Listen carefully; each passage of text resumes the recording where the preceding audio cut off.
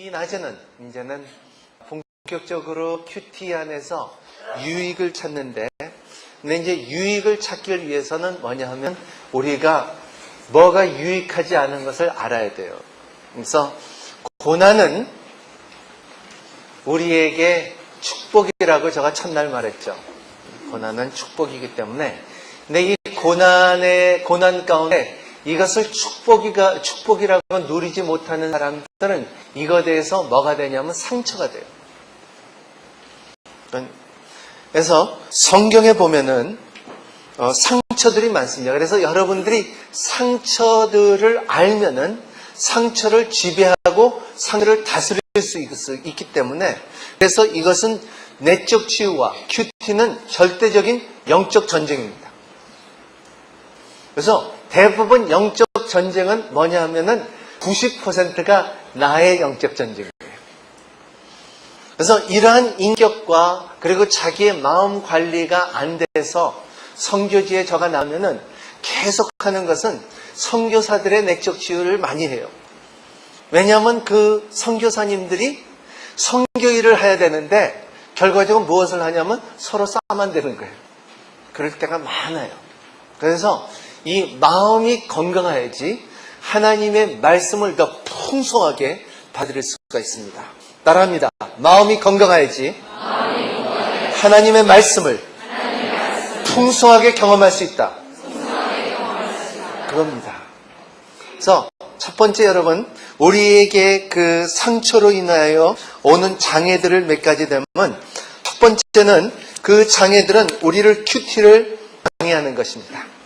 왠가 모르게 화가 나고 우울하고 심란해지고 상태가 계속되고 기도를 해보고 큐티를 하여도 별로 나아지지 않는 그 기분.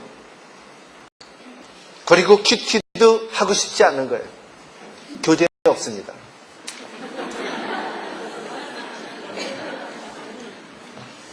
다만 제일 무서운 것이 형식적으로 하는 것이다. 이것이 제일 무서운 거예요. 만사가 귀찮아지고 의욕이 없어지고 억지로 살아간다. 우리 한국말 표현 기가 막힌 것이 죽지 못해 살아요. 이런 표현을 많이 하잖아요. 이런 표현을 왜 할까요? 진짜 하나님께서 말씀하기는 너는 내 복의 근원이라 그랬는데 왜 이런 큐티를 하고 해도 그냥 형식적으로 하고 우울해지고 상태가 안 좋고 그리고 또 몸도 아프고 그리고 또 반복적으로 짓는 죄, 술, 담배, 도박 이런 습관들 한번 내가 다시는 안 한다고 다짐을 하지만은 그게 계속 반복되는 습관. 그래서 결코 이거에 대해서 나는 자유할 수 없다 하고 자칭 포기하는 사람들.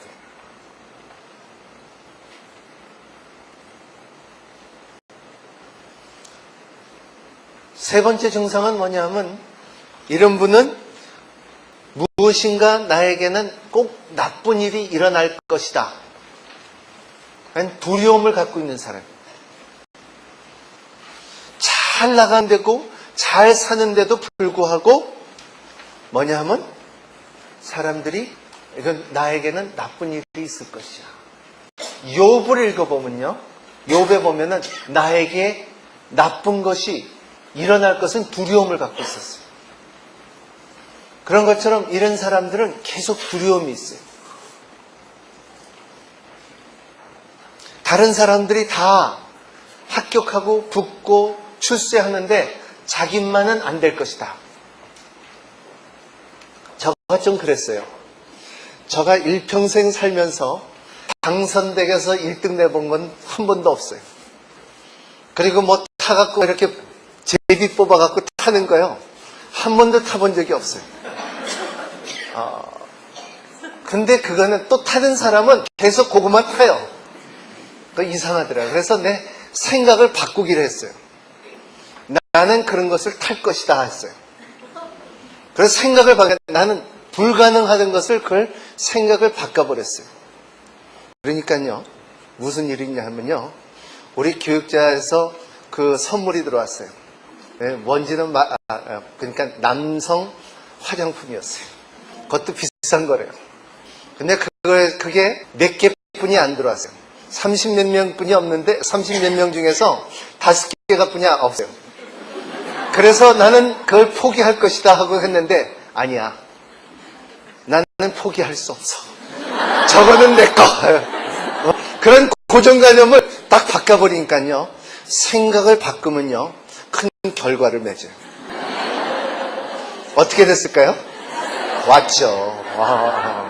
왔죠. 그런 것들이 우리 안 되면 안 되는 거예요. 하지만은 이런 두려움 속의 자유함을 누리면은 우리가 이런 것에 대해서 치유를 받을 수가 있어요.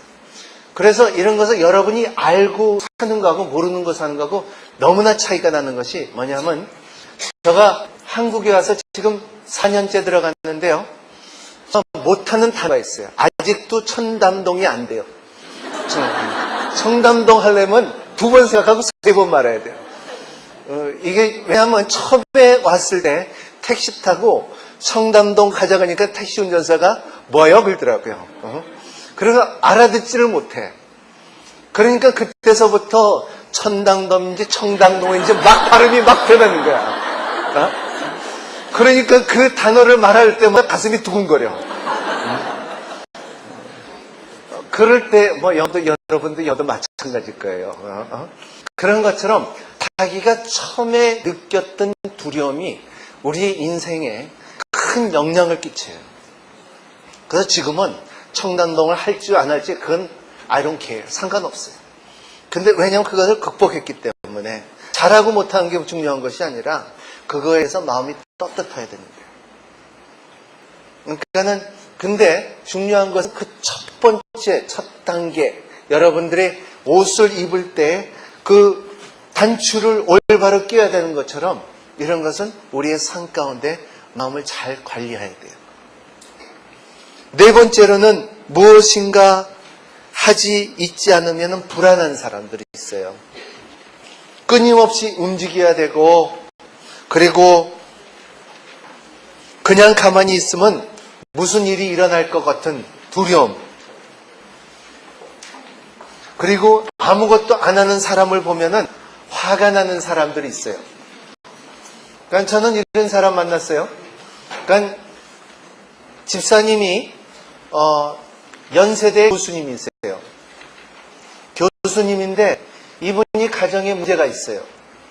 그래서 집사님 왜 그러십니까? 그러니까는 자기가 모르겠대. 남편만 보면 화가 난대. 이 남편이 나한테 와서 목사님 나 진짜 미치겠어요. 못 살겠어요. 왜냐하면 내가 하는 것도 없는데 우리 와이프가 나한테 그냥 못 살게 해요. 그러니까 나 가만히 생각해. 이분의 말을 들어보니까 그렇지, 화가 나지. 당신이 하는 게 없으니까. 근데 이분은 그냥 직장은 있지만은 그 집에 들어가서 TV만 보고 신문만 보고 그냥 들어오면 퍼지는 거야. 근데 이 여자는 어렵게 공부했거든요. 어렸을 때부터 유학 그 공부를 하고 자기가 힘들게 돈 벌어서 유학까지 갔다 와서 박사 받고 이제 교수를 하는데, 그 다른 사람이 주위 있는 사람이 이렇게 편하게 누워 있는 거 보면은 못 참는 거예요. 당신 이 시간에 공부 하나를 더 해야 되고 책 하나 읽어야지 지금 신문 볼 때입니까? 하고서 막 정지하는 거예요. 그러니까 아들들은 분명히 망쳐놓죠.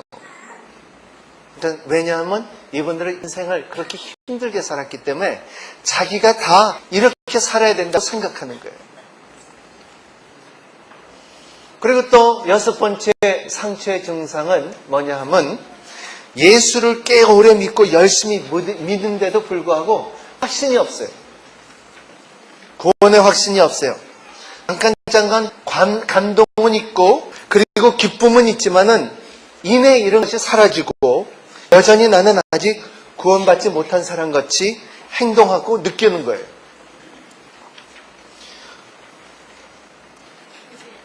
확신 있게 선포하는 사람을 보면 부럽기도 하고 화가 나기도 하고 더 깊이 헌신하지도 못해서 그렇다고 세상으로 다시 돌아갈 수도 없는 이런 지경인 사람이 있죠.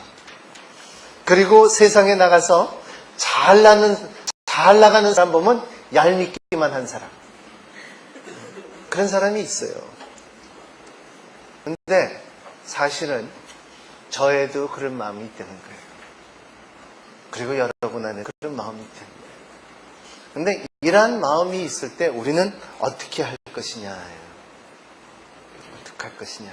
그래서 이러한 그 마음들을 들어볼 수 있는 것이 제일 먼저 우리의 감정을 봐야 되고, 이 감정 속에서 나오는 것들이 이것을 잘 지명하고 그리고 이것을 잘 알아야 돼요. 그래서 성경에 보면 상처가 참 많습니다. 예를 들어서 창세기의 3장 23절부터 24절에 보면은 우리에 나오는 11페이지입니다.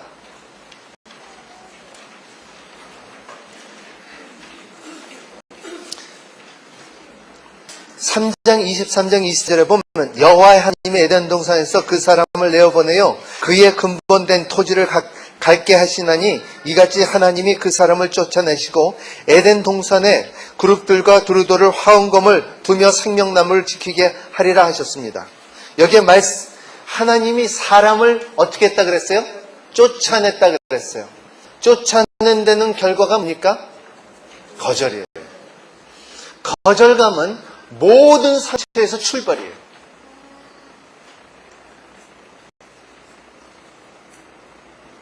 그리고 거절받은 사람은 이 거절받을까봐 두려워하고 사는 사람이에요. 그래서 이런 것에 그 깊은 관계를 맺지 못하고 그리고 삶이 점점 폐쇄되어 가는 거죠.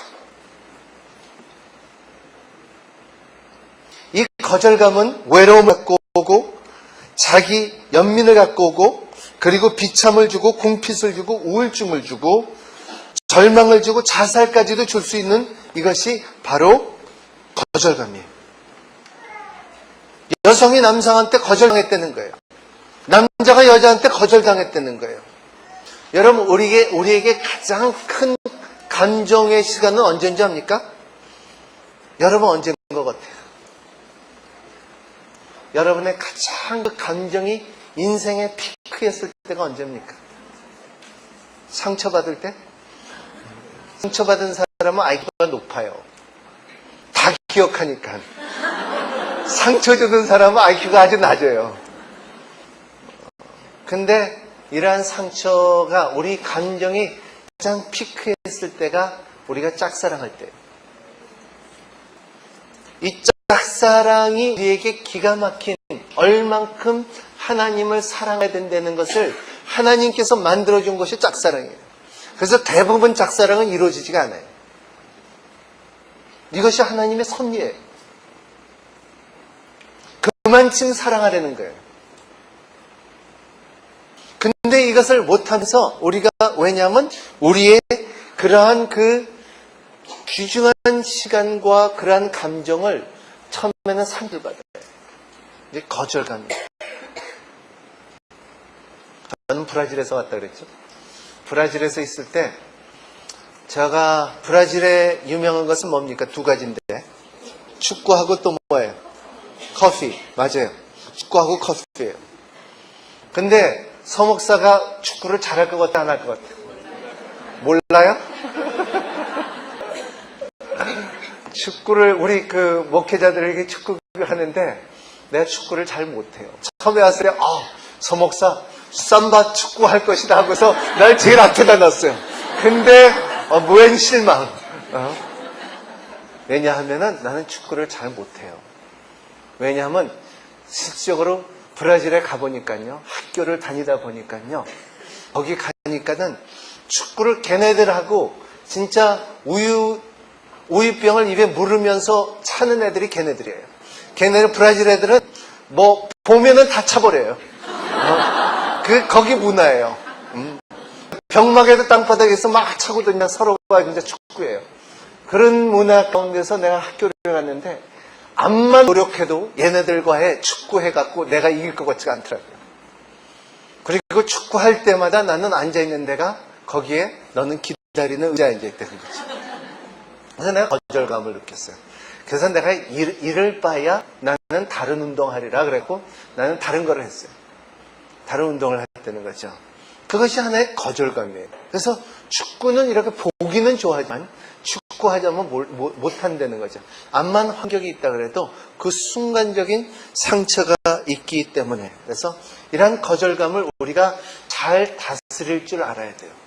우린 성경에 보면은 헨리 나운이 그랬죠.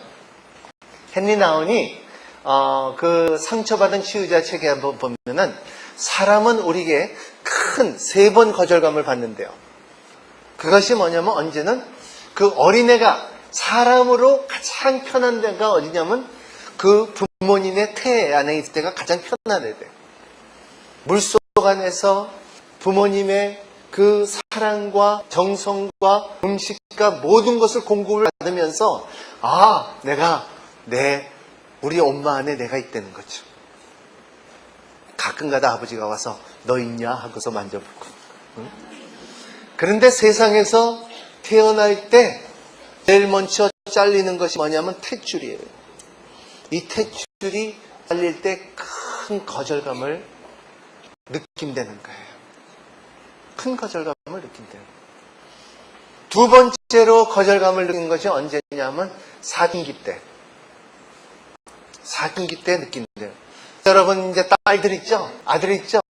그러니까 사춘기 때 보면은 얘네를 쩍 하면 울어. 하고 울어요.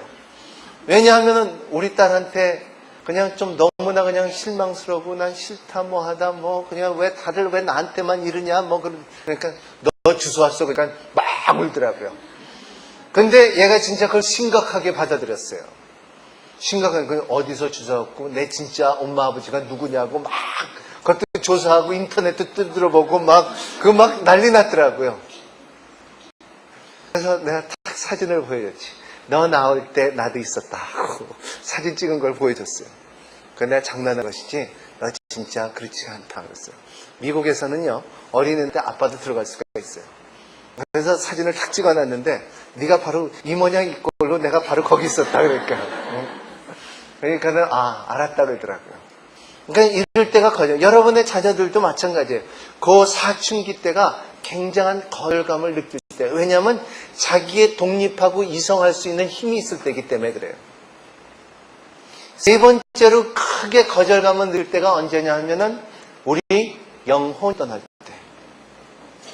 영혼이 떠날 때.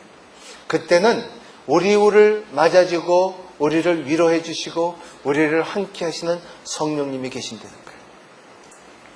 이러한 거절감이 이 큰 세 거절감은 하나님의 섭리가 다 있다는 거예요. 하지만 우리의 사회적으로 살면서 조그만 거절감들 때문에 인생을 망가뜨릴 필요가 없다는 거예요. 그렇죠?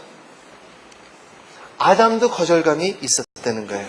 이러한 거절감은 외로움을 갖고 오고 이러한 거절감은 자기가 죽고 싶다, 자살하겠다 이런 것까지 갖고 온다는 거죠.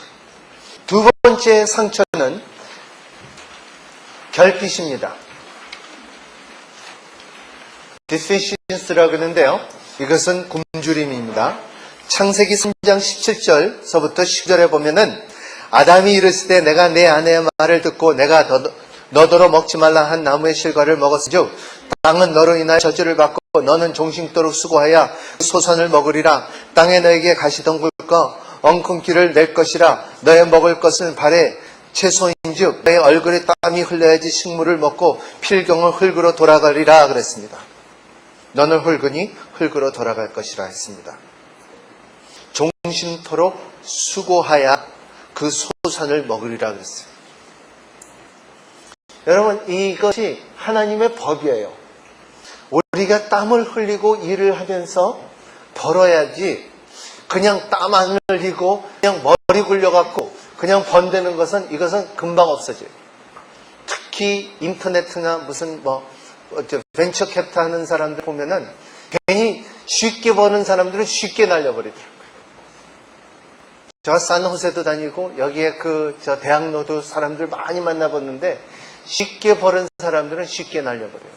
하지만은 성경적인 법은 뭐냐면 너희들이 땀의 수고가 있어야 된다는 거예요. 그러니까 이것이 자연적인 형상이에요. 근데 이것이 우리가 궁핍이 있어요. 누구든지 다 이러한 궁핍이, 결핍이 있다는 거죠. 그래서 이러한 결핍을 건강하게 우리가 다스리고 치유하지 않으면 나중에는 후회증이 있어요.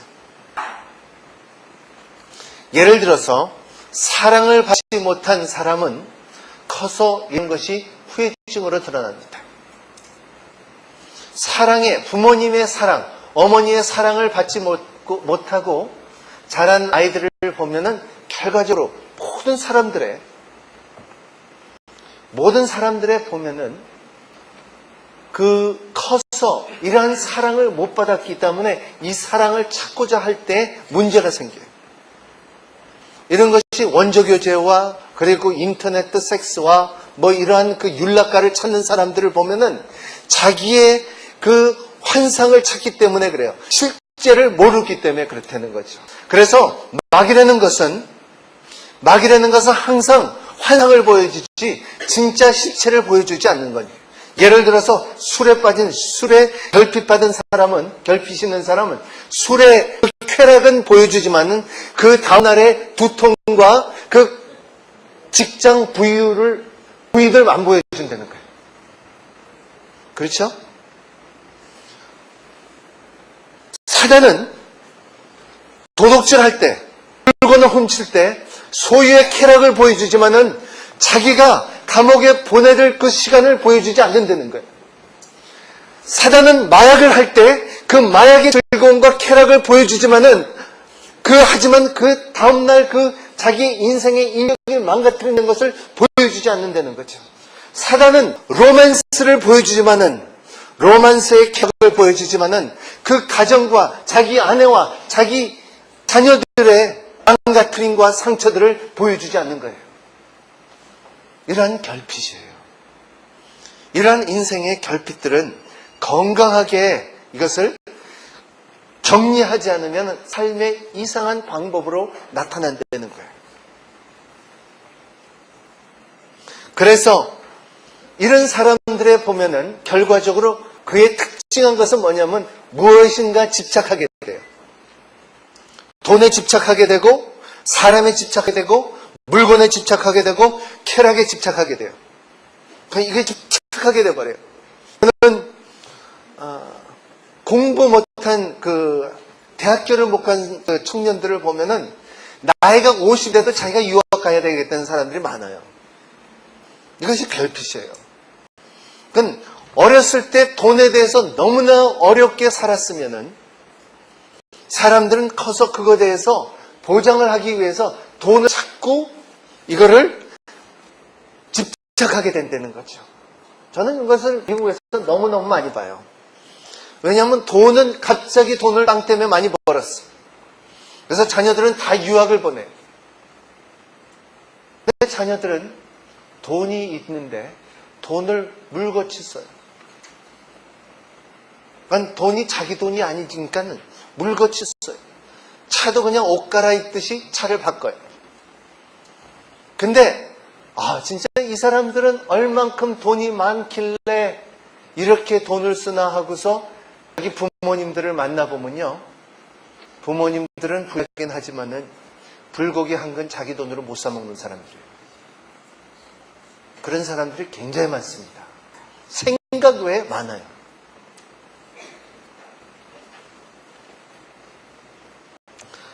이러한 결핍 가운데 지나치게 사람에게 인정받는 사람이 있어요. 그래서 제가 어제 그랬죠. 하나님을 경외하는 사람은 사람의 눈치를 안 보고 그리고 하나님을 경외하지 않는 사람은 사람의 눈치를 본다 그랬어요. 결핍이 있는 사람들은 뭐냐면 남에게 인정받으려고 너무나 노력해요.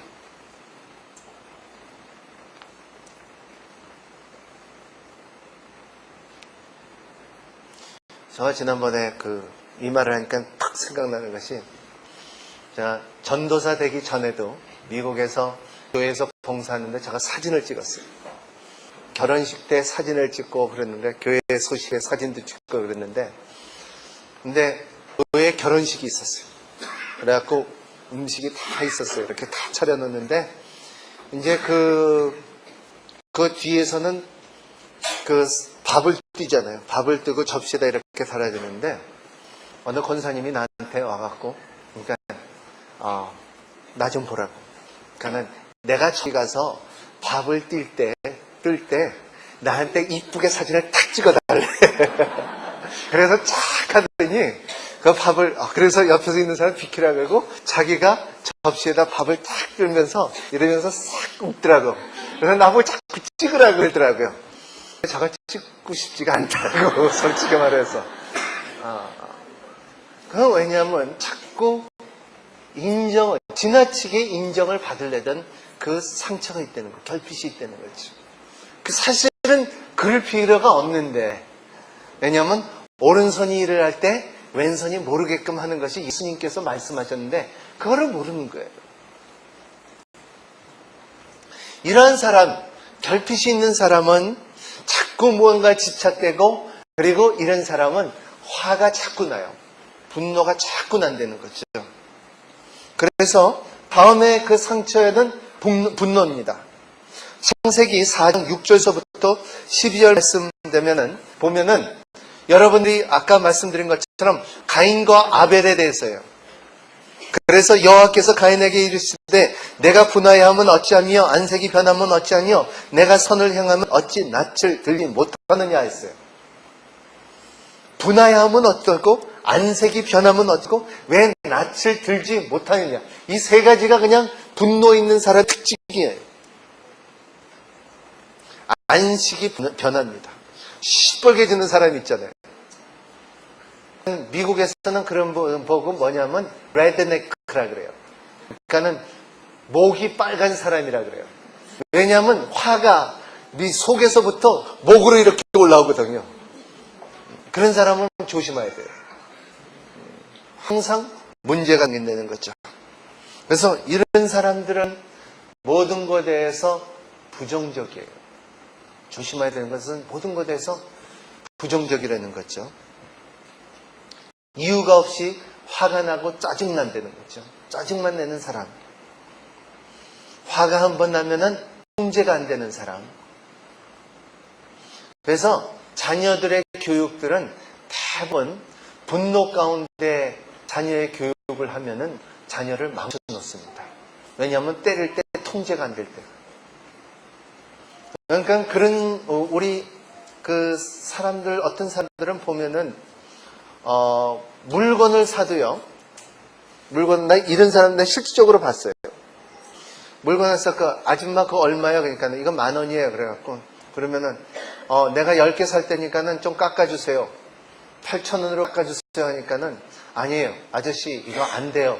우리 뭐 1전도 못 깎아줘요. 그러니까는 이분이 말씀하시기는 그냥 그거 9,000원으로 깎아주세요. 그러니까는 안 돼요. 1전도 안 깎아줘요. 그러니까는 이 사람이 뭐 그냥 벌써 여기서부터 뻘건 게 올라오기 시작해요. 응? 그러니까는 이분이 어떻게 하냐 했더니 내가 봤어요. 이분이 그거 얼마야 하더니 그러니까 그래 그러면서 다 내놔 하고서 딱 다 사버리더라고요. 그거를 다 사버리고서 그 자리에서 막 그걸 밟아버려요. 그러니까 이 사람들은 그 순간에 자기 화를 이기지 못한, 분노를 이기지 못하는 사람입니다. 화가 한 번 나면 통제가 안 되는 사람들이 꽤 있다는 거예요. 우리 한국은 전쟁을 겪은 나라이기 때문에 이러한 화를 내는 부모님들이 꽤 많습니다. 굉장히 많아요. 그 화나는 사람은, 술 마시는 사람은 화내는 사람이 꽤 많아요. 그러니까는 자기의 잠재력에 있던 것을 드러낸다는 거죠. 제가 아직도 여기 한국에 있을 때 내 친구네 집에 갔는데 항상 내 그 친구네 집에 갔어요. 그 아버님은 교수님이었어요. 진짜 천사였어요. 저한테 가끔가다 용돈까지 줬어요. 그래서 참 저건 참 좋으시네. 우리 아버님보다 난 부신이다. 낫다. 그렇게 생각했는데 한 번은 나한테 우리 아버지 술 먹고 오면 큰일 나거든. 그래서 뭐 어떻게 큰일 나냐 그랬더니 네가 한번 와봐 그러더라고요. 가봤거든요. 그러니까 그 교수님인데도 불구하고 술을 마시고 들어왔는데 건덕건덕 들어오시면서 누구세요? 그러니까 나다 그러더라고요. 근데 완전히 목소리가 다른 분이에요. 그러니까 들어오시더니 딱 보더니 다 겨하더라고요. 그러니까 다들 기기 시작해요. 거기 아줌마도 기고 엄마도 기고 나도 기고 덕분에 나도 한번 겨봤어요. 근데 내가 아저씨가 장난하는 줄 알고서 난 눈치를 이렇게 봤거든요. 근데 장난이 아니더라고요. 그러니까 우리 어린 나이에서도 딱 보면 알거든요. 얼굴 보면은 저분이 장난 아니다는 거예요. 그러니까 왜냐하면 그분이 분노가 있으면은 술 먹으면 그렇게 드러난다는 거예요. 그런 사람들이 생각에 많습니다.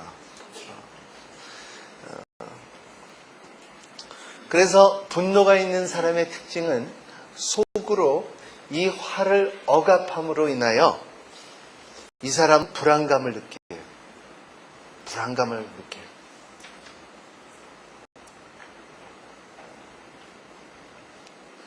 네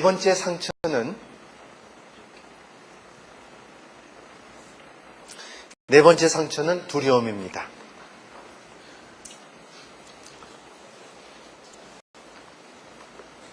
창세기 3장 10절에 가로되 내가 동산에서 하나님의 소리를 듣고 내가 벗었으므로 두려워하며 숨었나이다 했어요. 이것이 그 성경에 나오는 제일 처음에 나오는 그 상처예요. 두려움이에요. 그래서 이 두려움이 자기가 벗었으므로 내가 두려워하며 숨었나이다. 이 말 보면 참 재밌어요. 언제든 벗고 안 살은 것처럼. 그러니까 두려움 있는 사람은 항상 핑계대요. 아담이 이러한 핑계를 대는 거예요. 계속 죄를 지면은 두 가지가 찾아와요. 두려움이 오고요, 핑계가 찾아와요. 이런 사람들은 특징은 뭐냐면 우상숭배에 빠져요. 그래서 한국에 세계에서 140명의 메시아라는 사람 중에서 70몇 명이 한국에 있다는 걸 사실입니다. 왜냐하면 그게 돼요. 내가 메시아다 하고 내가 바로 그 사람이다. 그러니까 메시아라 그러잖아. 내가 바로 그다. 그렇게 하면 그러니까 내가 바로 그야. 그러면서 나는 빛이다. 그러면서 이단이 되는 거예요. 이런 사람들을 따르는 사람들이 있어요. 왜냐하면 이 사람들의 두려움이 있고 두려움 가운데 이 사람은 꼭 뭐를 만져야 돼요. 그리고 이 사람들은 그 우상숭배의 특징은 뭐냐면 자기가 봐야 돼요. 자기가 느껴야 돼요. 그래서 보이지 않는 하나님을 못 믿어요. 결과적으로 이스라엘 백성도 그랬잖아요. 하나님의 말씀에 십계명을 받는데도 불구하고 받고 있는데도 불구하고 밑에서는 뭐를 봤어요? 우리가 보고 만지고 누릴 수 있는 하나님을 내놔라 그랬어요. 아마도 그때 금송아지를 만들었을 때 아마 이스라엘 백성들의 전심으로 만들었을 거예요. 금이 그렇게 흔하지는 않았어요 그때.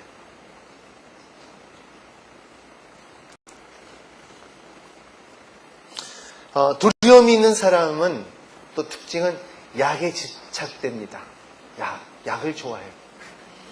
그래서 이런 사람들 가보면 그 집에 가보면 집인지 약박인지 분별인데 근데 이 사람들 똑똑 특징은 뭐냐 하면은 목사님 내가 오늘 저녁에 아플 것 같아요. 그래서 미리 약을 먹는 사람. 이 두려움이 있는 사람이에요. 이 두려움이에요. 그래서 두려움이 있는 사람의 또 특징은 자꾸 새로운 것을 거부하고 불안감에 있다. 문제가 있으면 바로 과거로 회귀하고 그리고 두려움 속에 있는 사람들은 분명한 것은 결정을 못 내려요. 그 중에 저가 하나예요. 저도 두려움이 있어요. 근데 이 두려움은 뭐 큰 두려움이 있고 작은 두려움도 있는데, 저는 아이 쇼핑을 좋아해요. 그래서 이렇게 그 백화점에 가서 이렇게 보는 것을 좋아해요. 그래서 왜 좋아하냐면, 옛날에 여러분 지금 읽는 생명의 삶 있지 않습니까? 생명의 삶은 옛날에 미국에서 먼저 만들었어요.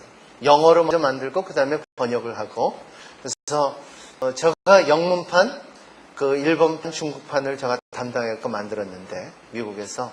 그래서 그 색깔을 맞추려면은 그 자꾸 제일 좋은 방법이 잡지를 보지 않으면은 디파트멘트에 가갖고 이 쇼핑을 하는 것이 제일 좋아요.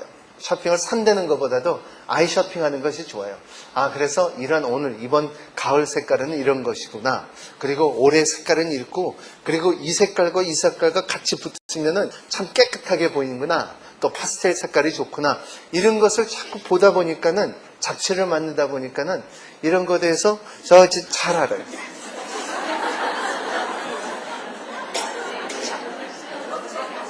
잡채가 아니라 내가 배고픈가 봐요. 잡지를 볼 때, 그런 것을 보면은, 잊어먹었잖아요. 그래서 뭐를 사면은, 사기를 좋아해요. 이렇게 이거저걸 사면은.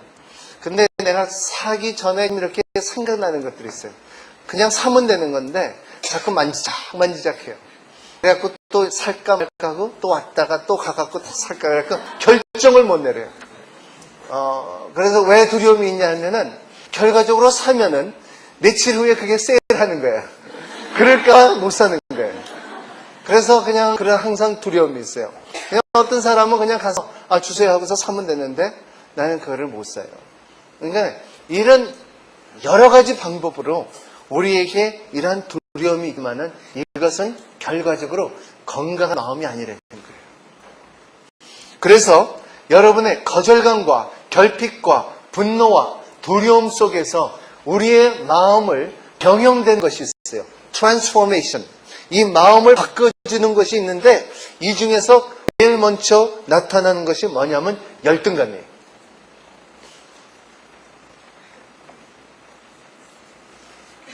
이것이 열등감이면 inferiority. 이것은 출애굽기 4장 13절에 보면요, 모세가 가라 주여 보낼 만한 자를 보내소서. 여호와께서 모세를 향하여 노를 바라시고 가라사대 내 사람 내 형 아론이 있지 아니하니요 그 말 자람을 내가 아노라. 그가 너를 만나려 오니 그가 너를 볼 때 마음을 기뻐할 것이라 그랬습니다. 여러분 여기 보세요. 하나님께서 모세에게 어렸을 때부터 그의 섭리와 그의 사랑과 그의 뜻을 갖다 해서 모세를 잘 만들어 놓는데도 불구하고, 그리고 불러서 이제 너는 나의 백성 이스라엘 사람들을 이제 애굽에서 자유함을 주라 하는데도 불구하고, 모세의 답은 뭐냐면 보낼 만한 사람 보내소서. 나는 아니어야 되는 거죠. 나는 안 간다는 거예요. 그것이 왜 그럴까요? 왜냐하면 모세는 열등감이 있어서 그렇게 되는 거죠. 모세는 어디에서 열등감이 있었을까요? 왜냐하면 그는 분노가 있었다는 거죠. 그 분노로 인하여 사람까지 죽였다는 거죠. 이중 문화권에서 산 사람들은 분노를 일으킬 수 있는 요소들이 너무너무 많아요. 너무너무 많아요. 예를 들어서 저도 분노가 참 많았어요. 제가 언제까지 진짜 나라에서 진짜 드러낼지 모르겠지만은, 내가 이것을 말할 수 있는 것은 왜냐하면 내가 치유를 받았기 때문에. 그러니까 치유받은 사람의 특징은 뭐냐면 자기가 자신 있게 드러낼 수가 있어요. 저는 남미에 가서 그때만 해도 어렸을 때 가서 남미의 그 포르투기스라는 그 언어를 배웠는데, 거기는 그때만 해도 포르투기스와 한국말 사전이 없었어요. 그래서 사전이 없어서 그냥 다 모든 것을 눈치로서 말을 배워야 됐다는 거죠. 근데 이 말을 배우는 가운데서 제가 그 학교를 갔는데, 언제 거기 우리 학생이 나한테 와서 긴 장대를 갖고서 낚싯대 같은 것을 갖고 와갖고 내 옆구리를 그냥 푹 찔러버리더라고요. 그래서 여기 피가 나고 그냥 구멍은 안 났어도 내가 다쳤어요. 그래서 내가 하도 화가 나가고 일어나갖고 얘를 그냥 나도 그냥 한 대 때리려고 갔는데 얘를 딱 보니까는 얼굴을 보니까는 얘가 너무 천사 같아. 내 옆구리를 찔렀는데도 불구하고 아무 죄책감이 없는 거예요. 그건 내가 뭘 하길래 나한테 깜짝 놀라갖고 나를 쳐다보는 거야. 내 옆구리를 찔렀는데도 불구하고. 그래서 내가 물어봤어요. 너 왜 나를 찔렀느냐? 그냥 뜨문뜨문대면서 물어봤는데 얘가 나한테 말하는 것은 네가 어떻게 반응할까 궁금해서 찔렀다는 거야. 근데 내가 그거를 들었을 때 내가 땅바닥에 주저앉고 통곡을 했어요. 왜냐하면은 내가 한국에 떠나기 전에 창경원이라는 데가 있었거든요. 거기에 가서 내가 곰을 봤을 때 똑같은 행동을 했거든. 그래야니 내가 거기서 기분이 탁 나니까 야, 내가 곰보다 못한 놈이구나. 아, 그때 통곡이 나오더라고요. 그냥 억울함이 나오고 분노가 나오고 그 부모님한테 원망이 나오고 왜 내가 이런 땅에 와갖고 내 친구들을 다 놔두고 왔느냐 이런 그러한 그 분노, 그러한 것들 가운데서 말 하나 배우려면은 낑낑대면서 눈치 보면서 단어 하나 극복하면서 배우는 그 상황을 볼 때 굉장히 분노가 많았어요. 그래서 여러분들이 있거나 말거나 제가 이제 대학교 전까지만 해도 리바이스 진 27을 입었다는 거죠. 빼짝 말랐었어요. 성격이 굉장히 날카로운 사람이었었어요. 왜냐하면 마음속에는 항상 너희를 두고 보자는 거예요. 두고 보자. 그러니까 이런 그런 날카롭게 그냥 항상 저 사람이 나한테 무엇을 말할까? 이러한 항상 방어기지가 있었다는 거예요. 아마도 모세는 이러한 것이었을 거예요. 그래서 이중 문화권에 살면서 하나님 음성과 하나님의 인도함과 하나님의 그 섭리가 있고 하나님의 다스림이 있는 곳, 하나님의 거룩한 곳에 만났는데도 불구하고 이는 보낼 만한 사람을 보내소서요. 그래서 하나님께서는 모세를 살살 꼬셔요. 꼬시면서 내적 치유를 하시는 거예요. 그래서 야, 네 친척 있잖아. 거기 아론이라는 사람이 있잖니. 그 사람을 내가 보냈더니 그는 말 참 잘하니까는 너 좀 같이 가. 그것이 하나님이에요. 그래서 이러한 열등감을 갖고 있었던 모세라는 거죠. 열등감을 갖고 있는 사람의 특징은 자존감을 낮게 합니다. 낮은 자존감이에요. 낮은 자존감은 매사에 자신 없어 합니다. 여러분 보세요. 한국의 교육 시스템의 가장 큰 문제점은 뭐냐 하면은 자녀들에게 그 열등의식을 심어줘요. 그리고 낮은 자존감을 주고 학생들을 망가뜨려요. 왜냐하면 사회적인 그 위치 때문에 그렇습니다. 내가 이렇게 요새 느끼는데 사람들의 그 여성들의 옷을 입는 것을 보면은 미국 같은데 다른 나라 같으면 자기의 옷을 입어도 상대방의 보기가 편하게끔 입거든요. 근데 가만 여기에 보면은 상대방의 열등의식을 주게끔 입는 사람들이 있어요.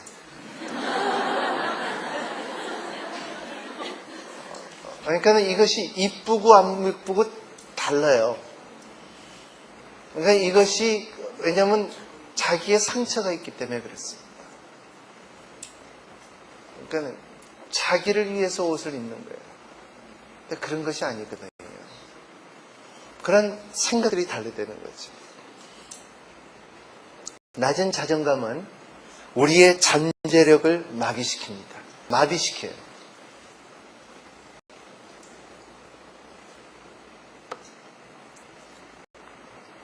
낮은 자존감은 꿈과 이상을 파괴시킵니다.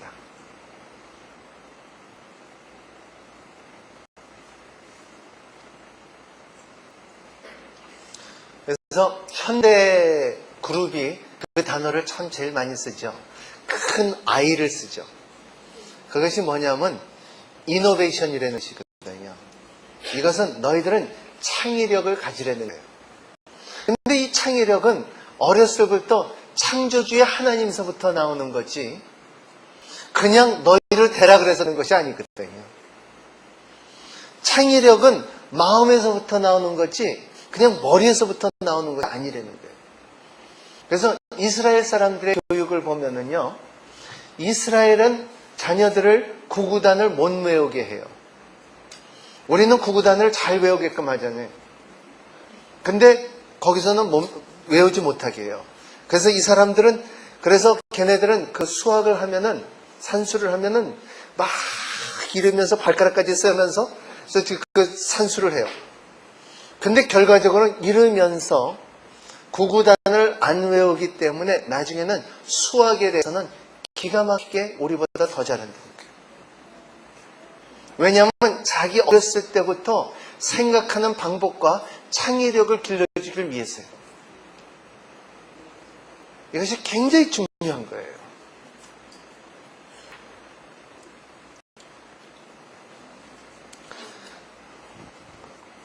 그래서 낮은 자존감은 꿈과 이상을 파괴시킨다. 낮은 자존감은 세 번째, 대인관계를 망가뜨린다. 대인관계를 망가뜨려요. 열등감 있는 사람은 저 사람이 나에게 이렇게 말할 것이라 하고서 미리 쏴버리는 사람이 있어요.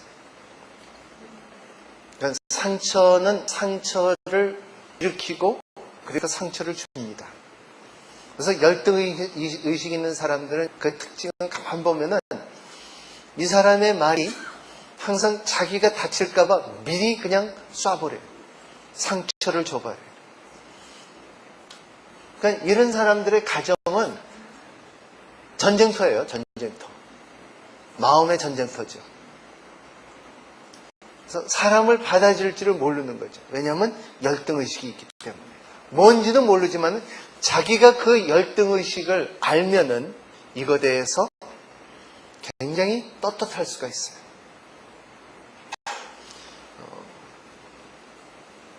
솔직히 말해서 저의 그 가장 큰 열등의식은 언어예요.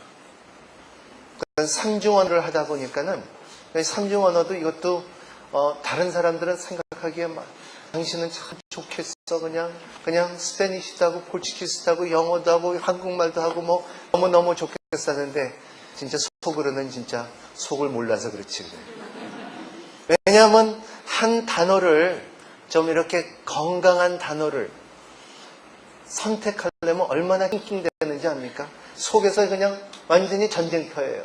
벌써 그냥 컴퓨터가 돌아가면서 미국에서는 보캐블러리는 이렇게 나오는데 한국말이 이게 어떻게 매칭이 될까 이런 마음들이 너무 많잖아요. 그런데다 목사가 그냥 설교를 해야 되는데 이것까지 안 되면은 미치고 팔짝 뛰는 거죠. 근데 이거를 극복할 수가 있는 것이 뭐냐면 자기의 마음의 평강을 누릴 수 있어요. 그래서 하나님의 복음은 스스로의 능력이 있지 말의 능력이 되는 것이 아니에요. 그래서 성경은 하나님의 나라는 말의 능력인 게 아니라 능력이 있다는 거죠. 말에 있지 않고 능력이 있다는 거예요. 네 번째로는 낮은 자존감은 하나님의 부름에 거부하게 된다.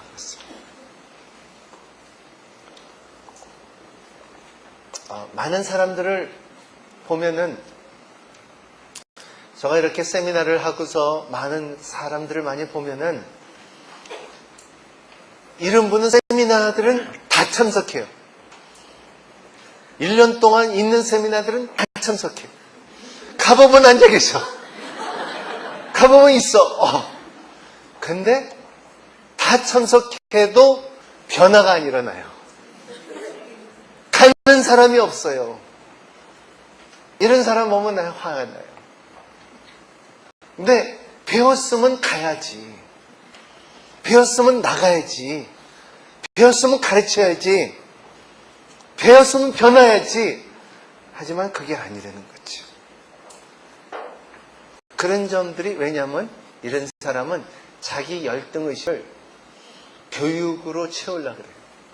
그리고 하나님의 부르심을 보이네요.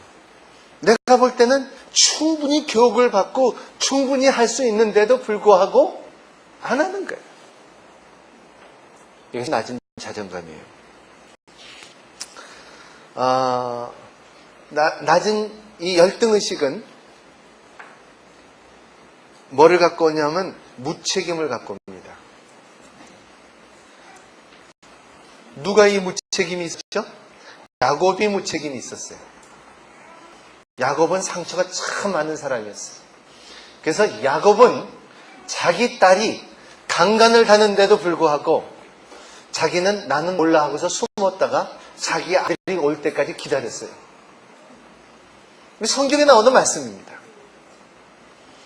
여러 번 같았으면 어떻게 했을까요? 야, 유다이 미다이 하면서 나갔을 거 아니야. 뭘 들고라도 나갔을 거 아닌데, 근데 그냥 숨어 있다는 거예요. 그런 야곱이었다는 거죠.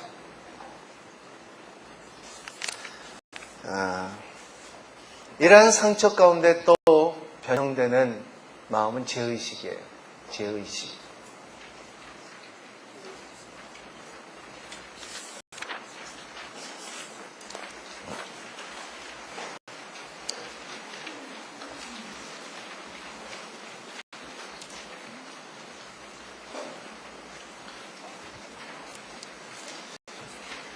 이러한 죄의식은 로마서 7장 24절에 보면 사도 바울은 오호라 나는 공고한 자로다 사람이로다 이 사망의 몸에서 누가 나를 건져내랴 그랬습니다.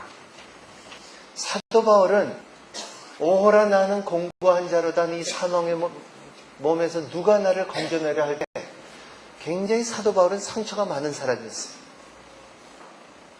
이것을 성경을 보면 알아요. 사도 바울의 특징, 사도 인물별 공부를 해보면요. 사도 바울은 참 희한한 분이에요. 그 첫 번째는 다소에서 났어요. 다소는 유명한 그 문화적인 도시였어요. 거기는 유명한, 그때만 해도 유명한 대학들은 다 거기 있었어요. 학교들은 다소스에 있었어요.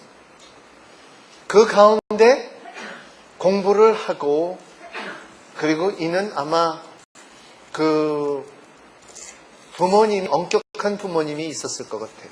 공부에 욕심이 많았던 거죠. 그래서 사도 바울은 어디로 또 공부를 하러 갔어요? 예루살렘으로 갔어요.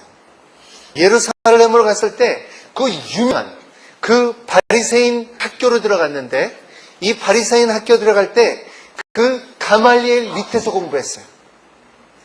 그러니까 그때만 해도 율법사가 가말리엘 밑에서 공부했다면은 톱이에요. 아주 최대의 그 교육을 받은 사람이라는 거죠. 그래서 나는 바리새인 중에 바리새인이다 하면은 그것이 나는 최대의 교육을 받은 것이라는 거예요. 그래서 사도 바울은 이러한 교육을 받고 가말리엘 밑에서 공부했는데 엄격한 아버지 밑에서 그냥 교육만 한 거예요. 근데 갑자기 이방인이 스데반이라는 사람이 길가에서 예루살렘에서 외치면서 복음을 전하고 나는 메시아를 만났고 너희들은 모든 사람들에게 이스라엘 사람이나 이방인이나 예수 그리스도를 말미암아 구원을 얻을 것이라 했을 때 사도 바울은 꼭지가 틀어졌어요. 분노가 터졌어요. 그래서 돌멩이를 쳐 죽은 거예요. 나는 지금까지 이렇게 공부하고 이렇게 노력했는데 내가 그 하나님 메시아라는 것을 아직도 제대로 모르는데 네가 만났다? 그럴 수는 없어. 죽어. 이런 거예요. 이게 사도 바울이에요. 이러한 사도 바울의 그 성격을 볼 수가 있어요. 그리고 또 이렇게 이 여행을 보면, 선교 여행을 보면은 사도 바울은 바나바는 성격이 참 좋은 사람이었어요. 누구든지 다 인정하고 바나바라는 것은 하나의 격려의 아들이라는 이름이에요. 그런데도 불구하고 사도 바울과 바나바 선교 여행을 갔다가 마가 때문에 갈라졌다는 거죠. 한 마가, 요한 마가 때문에 갈라졌다는 거죠. 아마 그 말은 그랬을 거예요. 마가를 데리고 오는데 바나바가 그랬을 거예요. 아, 여기 마가 있으니, 전 마가가 있으니까 우리 그 선교 여행 같이 가자. 그러니까는 이 전 마가 안 돼. 그랬을 거예요. 이게 안 돼. 얘 마마보이야. 그랬을 거예요. 응? 왜냐하면 마가복음에 나오거든요. 마가복음에 걔가 실수한 것이 있어요. 그래서 거기서 얘 안 돼. 그러니까 바나바는 그러지 마라. 좀 데리고 가자. 그러니까는 그럼 넌 마가하고 너 가. 난 내 갈 길로 갈게. 그래서 가는 거예요. 사도 바울. 사도 바울의 이렇게 사도 바울의 그 글들을 보면요, 그 성격이 드러나요. 그러니까 한 번도 나는 예수 그리스도의 복음을 위해서 걸어간다는 말이 없어요. 다 걸어갔는데 나는 표대를 향하여 뛰어가노라 하는 거예요. 성격이 나타나잖아요. 그리고 로마서 마지막에 이렇게 표현할 때 보면은 모든 사람이 나를 떠나갔고 디도만 나와 함께 남았도다. 그리고 내 겉옷을 갖다 고린도에 놔둔 것을 좀 갖다 달라. 이런 비참한 글을 써요. 왜냐하면 사도 바울 사실은 그렇게 비참해서가 아니라 그는 이러한 죄책감과 이러한 우울증에 갖고 온다는 거죠. 이것이 사도 바울이에요. 이런 사람은 항상 불안감에 빠져요. 나에게 언젠가는 나쁜 일이 일어날 것이다. 이런 그 죄책감이 심하신 분들은 누구냐 하면은 이런 분들은 완전주의자들이에요. 완전주의자들을 보면은 지나친 행사와 지나친 봉사와 희생을 요구합니다. 지나친 희생과 봉사를 요구한다.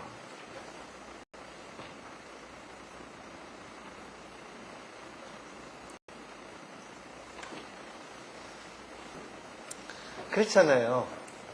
여러분,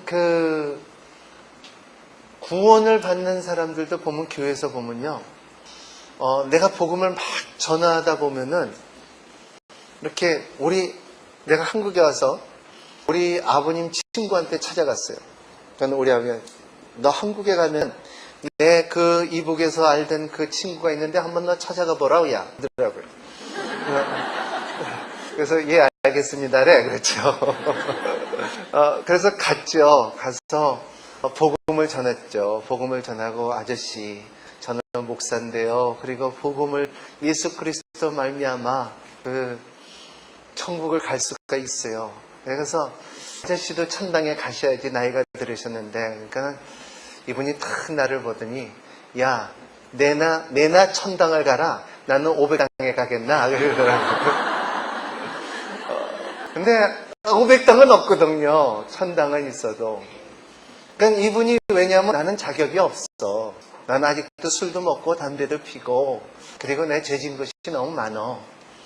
근데 내가 예수 그리스도의 그 값없는 그 은혜를 말하는데도 불구하고 그것을 못 받아들이는 거예요. 그래서 나중에 몇 번 찾아서 복음을 전했는데 이분이, 야, 네 성화에 내가 못 견디겠다 그러면서 그리스도를 영접을 하셨어요. 입으로 신만 하겠어요. 그러니까는 내가 그냥 계속 신하니까 나중에, 야, 경남아, 얼마 내가 돈 내야 되냐? 그러더라고요. 그러한 그 죄책감이, 이런 사람들은 왜냐하면 그 전쟁 때문에 살았기 때문에 모든 것이 대가를 치러야 된다고 생각해요. 지나친 희생과 봉사를 요구한다는 거예요. 그래서 하나님의 은혜를, 값없는 은혜를 받아들이고 체험한다는 것이 그렇게 힘듭니다. 자, 사도 바울은 진짜 하나님의 섭리와 하나님의 기적으로 그걸 거듭난 것 같아요. 그래서 그는 외치는 말씀이 항상 율법과 복음이에요. 왜냐하면 큰 것을 깨달았기 때문에 복음이 중요하다는 거지. 그 은혜로 말미암아. 그래서 의인은 믿음으로 살리라. 그 의로 인하여 믿음으로 말미암아 구원을 얻었나니 하는 사도 바울의 말씀이라는 거죠. 그래서 내적 치유는 내면 세계에 치유하는 것이다 그랬습니다. 내면 세계. 그래서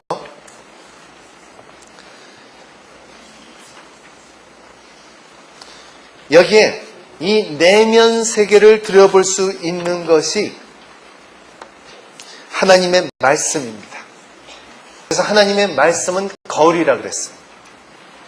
자, 거기에 그 교재에 안 나와 있는 내용을 좀 나누고자 하면은,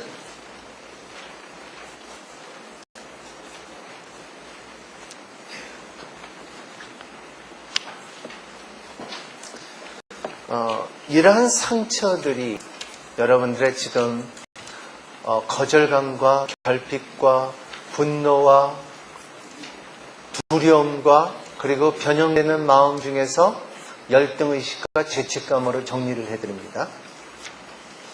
이러한 원인들이 성경에 다 나와 있지만은 우리의 삶에 원인이 있다는 거예요.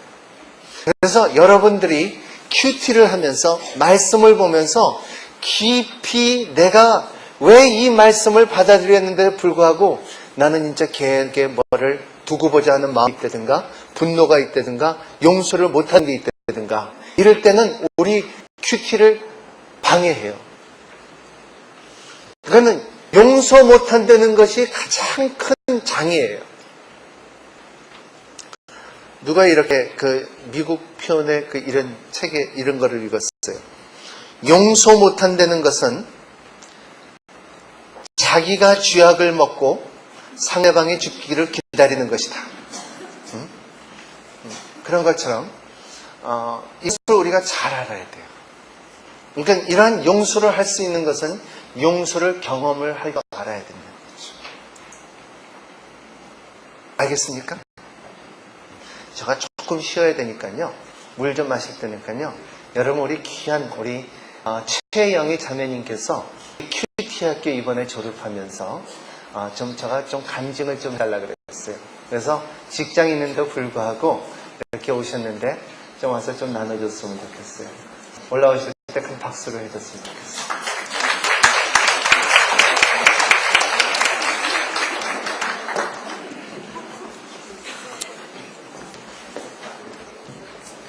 안녕하세요.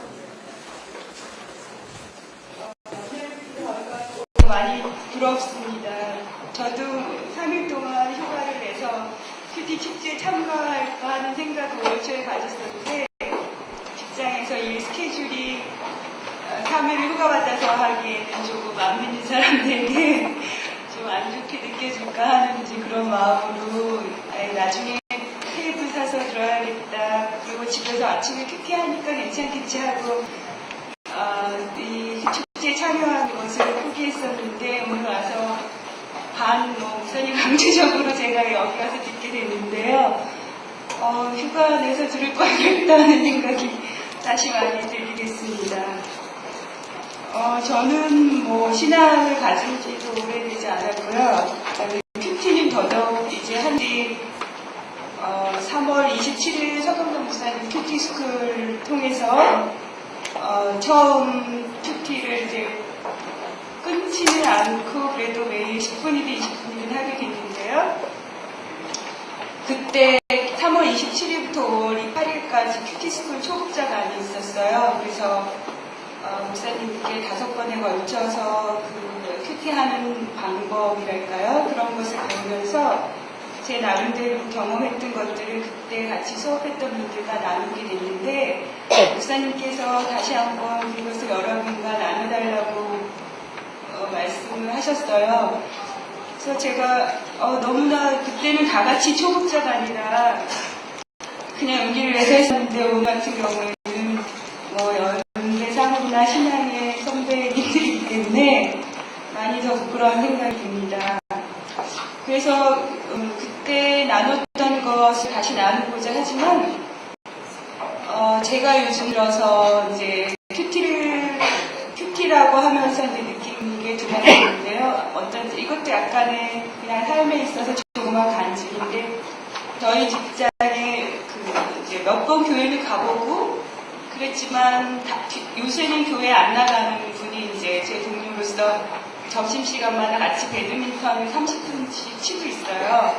그래서 그냥 그분과 말씀을 나누면서 저분을 다시 교회로 온누리 교회가 아니더라도 다시 하나님께로 데려가야 될 소명이 나한테 있는 게 아닌가 이제 그러면서 배드민턴 치는데 그러다 보니까 저와 말이나 행동에 대해서 그분한테 조금은 크리스찬으로서 좀 저분의 마음을 다시 열게 하는 그런 사람이 되고 싶다 이런 생각을 많이 하게 됐습니다. 근데 어느 날 그분이 제 사무실에 들어왔다가 이제 큐티 책을 보더니 이거는 뭐냐고 묻더라고요. 그래서 제가 이거 아침마다 하는 큐티라는 거다 그랬더니 그게 뭐냐 나도 교회 가봐서 아는데 그건 속이는 말이다 뭐 이렇게 얘기를 하더라고요. 그래서 이거는 뭐 성경 말씀을 조금 더 자세하게 읽고 생각해보는 거다 이렇게 말하면서 쭉 설명을 해줬어요. 그리고 저 같은 경우에 이제 영어 큐티 책을 선택했는데 꼭 영어를 잘해서가 아니고 이제 하나님께 그런 기도를 드렸어요. 하나님 제가 영어를 서경도 목사님은 한국어를 잘하시기 원하시는데 저는 한국어는 여기서 태어나서 자라서 그래도 교육을 받았고 해서 잘하지만 영어를 잘할 수 있게 되길 원합니다. 그래서 제가 다른 시중에 나오는 어떤 영어 교과서나 어떤 테이프 같은 거를 사서 배울 수도 있지만 이제 하나님 말씀을 통해서 영어 공부를 할 때 제 귀를 열어주시고 입을 트여지게 해주세요라고 이제 기도를 드리고 영어 큐티책을 선택했는데요. 저와 같은 마음이 있으신 분은 영어 큐티책으로 한번 해보길 권합니다. 어떤 영어 회화책보다도 더 실생활에서 쓰는 말들이 많이 나와 있어서 참 좋은 것 같아요. 그래서 그분께는 영어 공부하는 것처럼 말씀해줬지만 사실은 큐티라는 거 그리고 결국 그분이 다시 교회로 돌아오기를 바라는 마음에서 설명을 드렸는데 그날은 그냥 이건 큐티야 이러고 끝났는데 어제 그저께 정도에 그분과 다시 대화를 하게 됐는데 그분이 다시 교회에 가지 않는 원인들을 대부분 믿는 사람에 대한 어떤 실망감 같은 게 있었어요. 그분한테. 그래서 뭐 돈을 100만 원 빌려달래서 빌려줬더니 갚을 생각을 하지도 않는다. 근데 정말 그 사람이 어려워서라기보다 그 100만 원을 꿔서 갚아야 한다는 거에 대한 관념이 없더라. 그런 식으로 얘기를 해주는 거예요. 그래서 저도 모르게 그분께 그래서 크리스찬들이 큐티를 해야 하는 거다. 그렇게 말을 하게 됐어요. 그래서 그 말을 하고 나니까 저도 깜짝 놀랐어요. 저 자신에 대해서. 내가 이럴 때 그래서 큐티를 해야 합니다라고 말할 수 있게 되다니 하고 약간은 이제 좀 대견한 마음이 제 스스로에게 들었던 게 요즘 일이고요. 그리고 오늘 또 한 가지는 오늘 아침 큐티가 어떤 인내에 대해서 나와 있더라고요. 근데 저는 아침에 일어나서 출근 준비할 때 보통 뭐 세수하고 화장 조금 하고 밥 먹고 옷 입고 이런 여러 가지들을 보통 1시간에 걸쳐서 하는데 그래서 찬양 테이블 하나 들으면 A, B면을 다 듣고 출근할 수 있어요. 그래서 제가 또 초보 운전이라서 직장까지 갈 때 찬송을 많이 듣고 가면 더 마음이 안정이 될 것 같아가지고 아침에 듣는데 아침에 듣는 그 찬양 중에서도 제가 요즘 좋아하는 게 내가 여호와를 기다리고 기다렸더니 나의 부르짖음을 들으사 응답하셨도다. 그 찬양이 나와요. 그래서 맨날 그거 따라하면서 응답하셨대. 내가 부르셨더니 응답하셨대. 그래서 그 앞에 거는 싹 빼고 내가 여호와를 기다리고 기다렸더니 그거는 별 신경 안 쓰고 응답하셨대. 그거만 힘이 나서 직장에 가는 거예요.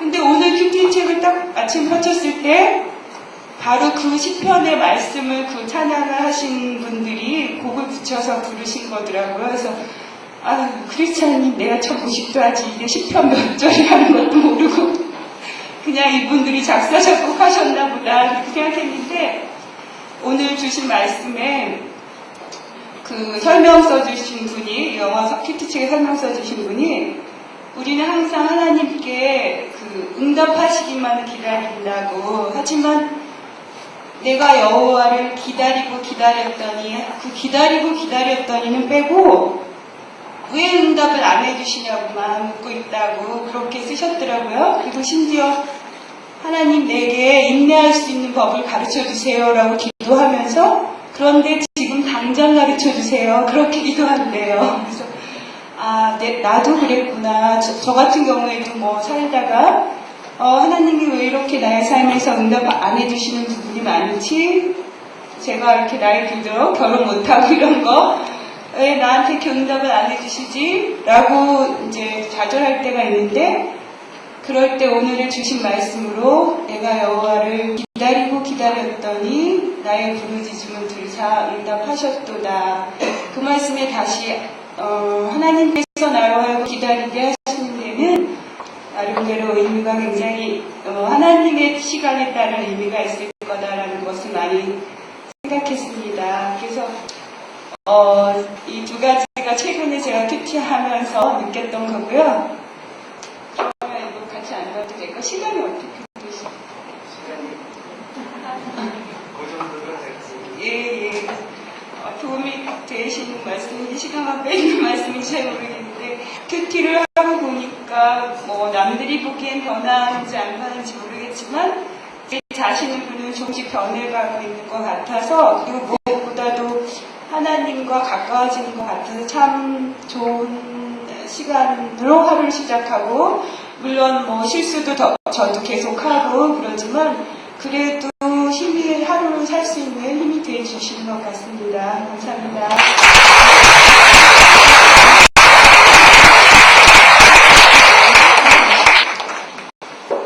그렇습니다. 한 단어와 한 생각이 우리의 인생을 바꿔놓을 수 있는 힘이 큐티인 것 같아요.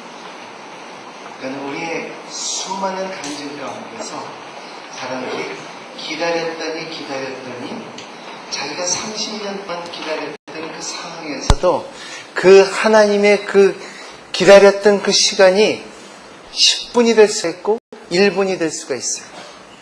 근데 우리는 그것을 못 채울 때가 있다는 거죠. 그래서 우리가 우리의 인생에 말씀을 의지하여 적용을 하게 되면은 우리의 삶에 하나님의 가치관을 갖고 산다는 거예요. 그래서 기다린다는 것은 뭐냐면, 그러니까는 지금 영희 자매님은 이제 좀 시집 가야 된다고 생각하기 때문에, 하루의 생각에, 이러한 그 프레셔. 그래서 자기가 자유함을 누릴 수가 있고, 그 기다리는 가운데서 이것도 여호와 안에서 기다릴 수 있는 것이 즐겁다는 거죠. 저 너무너무 많이 봐요. 젊은 청년들을 보면은 많은 사람들이 너무나 부모님들이 너 언제 시집 갈 거야? 언제 갈 거야? 뭐 어떻게 할 거야? 그래서 그냥 막 그렇게 된 분들이 너무 많아요. 그래서 결과적으로 그럼 나 아무나 하고 해야겠고 결과적으로 인생을 망쳐놓은 사람들이 너무 많아요. 그러니까 인생은 그래요. 저를 이렇게 보면요. 그러니까 제가 학교 다닐 때 언제 졸업할 거야? 졸업하다 보니까는 아무도 안 물어봐요. 언제 졸업할 거야? 그 다음에 언제 장가갈 거야? 그래갖고 장가가 보니까는 또 장가간 다음에 물어보는 사람 하나도 없어요. 그 다음에 또 물어보는 것이 너 언제 애 낳을 거야? 그래갖고 애 낳으니까는 또 애 또 낳는다고 물어보지도 않아요. 너 교회를 열심히 다니까 언제 신학교 갈 거야? 그러니까 갔다 오니까 또 물어보는 게 하나도 없어요. 그리고 또 물어보는 것이 언제 안수 받을 거야? 그러니까 또 안수 받으니까 또 물어보는 게 없어요. 그러니까 인생은 그래요. 사람의 질문 때문에 살지 마시고 하나님의 음성대로 살아야 되는 거예요. 아멘? 이게 중요해요. 우리 찬양 하나 하고 있어요. 약할 때 강한 대신에. 그래서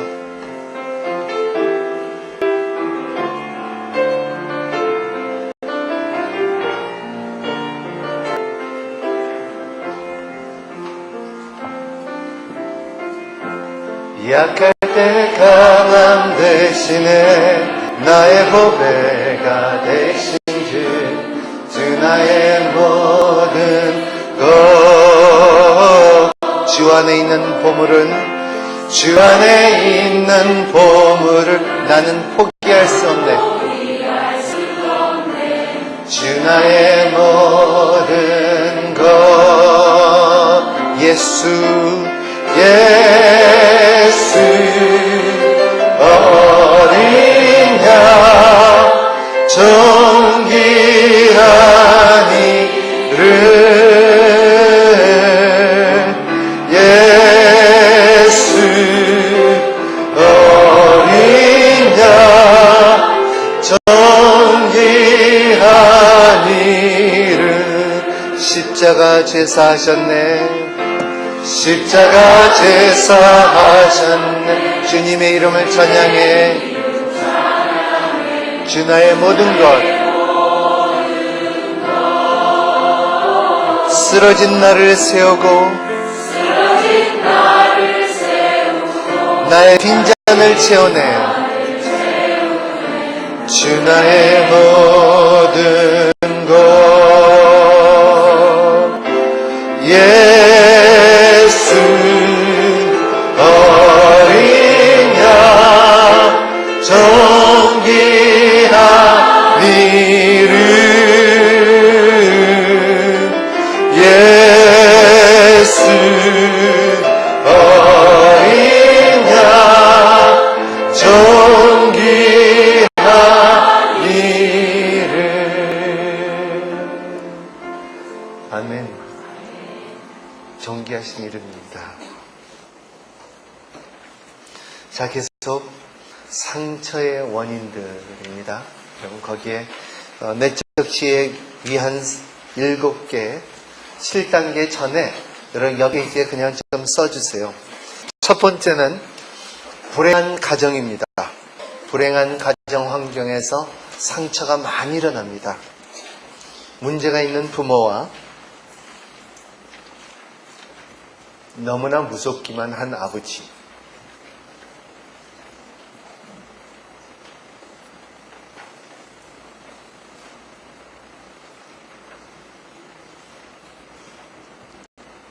부모님의 불쌍,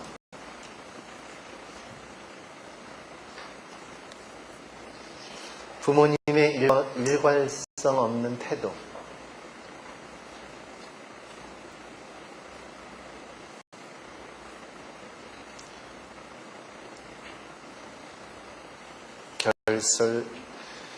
결손된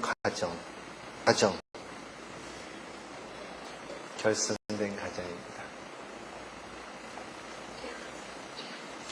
두 번째로는 과잉보호입니다.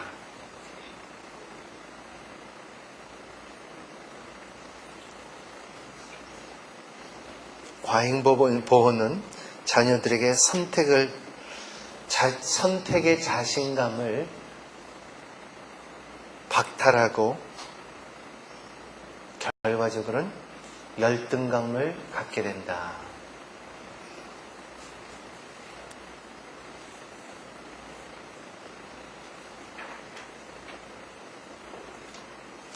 그리고 과잉보호는 자녀들에게 사회적으로 왕따를 만들고 이들에게 열등감을 심게 된다.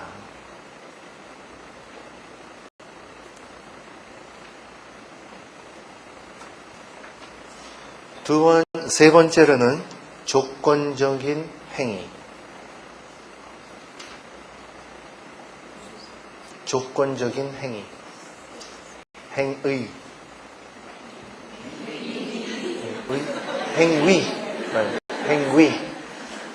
죄송합니다. 내가 조금 미스테이크하면 다들 그냥 신나갖고 고치는 분들이에요. 조건적인 행위는 우리가 잘 알아야 돼요. 이것은 너무나 실감되게 오늘 많은 여러분 생각나세요? 그 몇 달 전에 대학생이 자기 부모님을 죽인 케이스를 보면은 그러니까는 대학생이라 그러면은 뭐 아직도 어리지 그렇게 생각하는데 국제사회적으로 볼 때는 국제사회로 볼 때는 이분들은 고대 그 높은 교육을 받은 대학생이 되는 거죠. 그래서 그런 교육을 받은데도 불구하고 부모님을 그렇게 살인할 수 있는 힘이 되는 것이 무엇이냐 잘 영해 보면은 이런 것이 다 들어가요. 또 오늘 젊은이들 보면은 내가 나를 이렇게 때리고, 그러니까 분노로 인하여 부모님들이 지나치게 때릴 때 자녀들에게는 뭐가 생기냐 하면은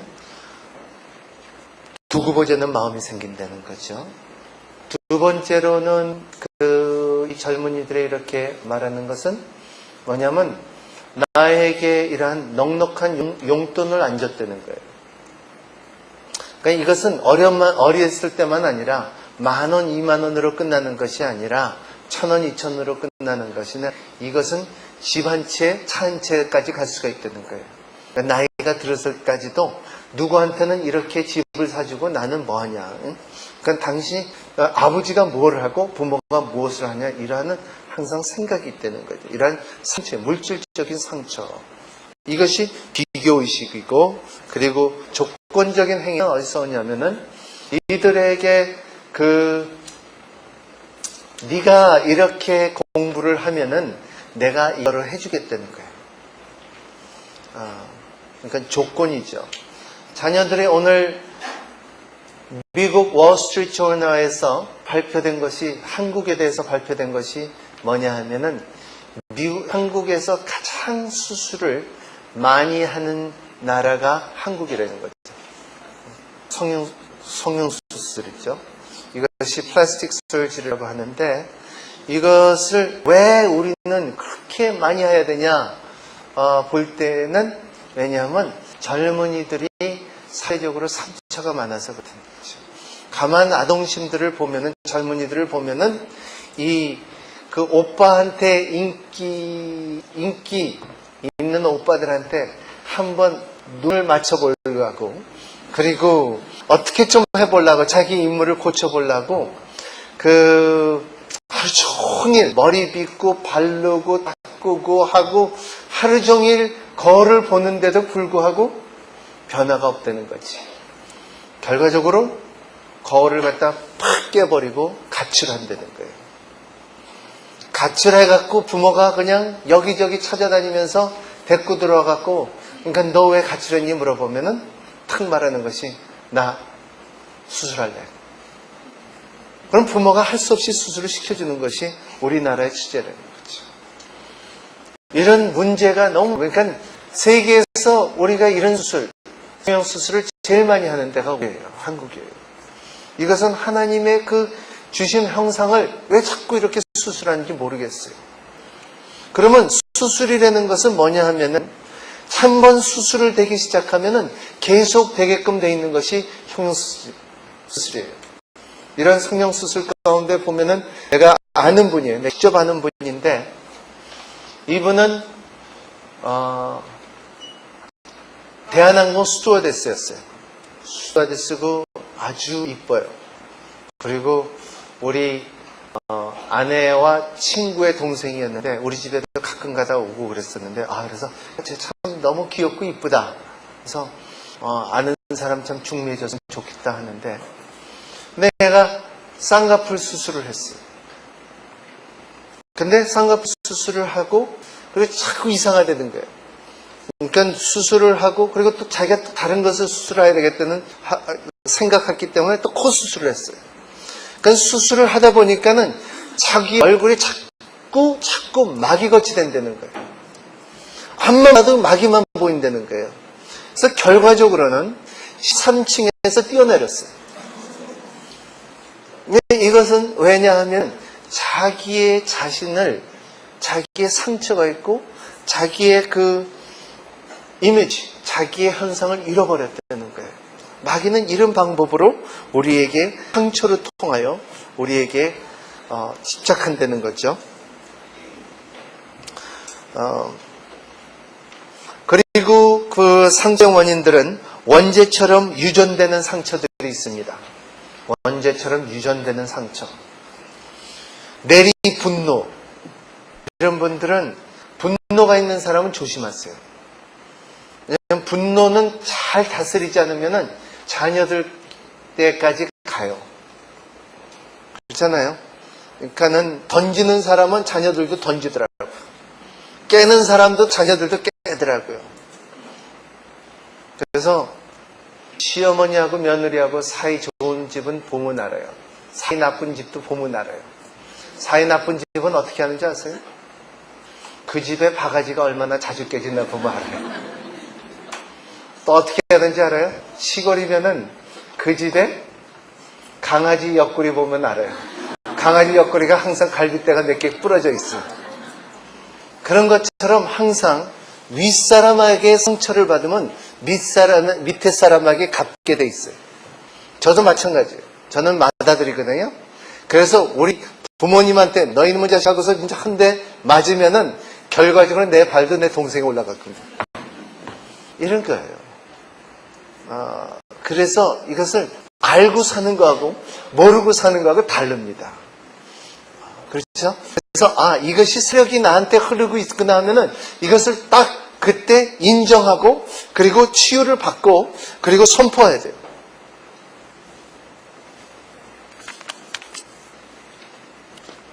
그래서 이러한 상처들은 육체적인 장애를 갖고 오고요. 육체적인 장애를 갖고 오고 인격적인 장애를 갖고 오고 인격적인 것이 뭐예요? 이게 제일 중요해요. 정서불안과 대인관계과 가족관계를 어렵게 만듭니다.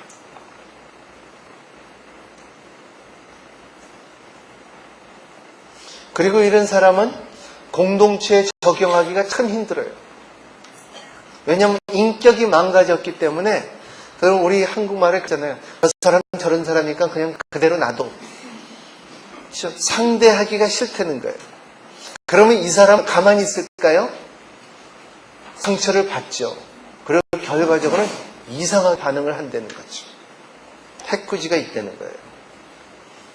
그리고 인격적인 장애를 올 때는 성적인 장애도 갖고 옵니다.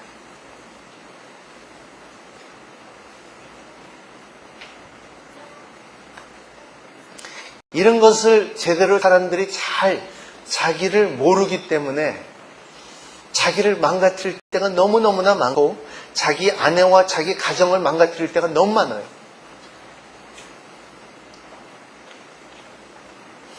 그리고 영적인 장애가 옵니다.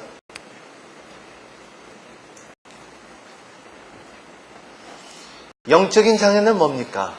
결과적으로는 왜곡된 신앙이고 주님의 복음이 아니라 내 복음이 되고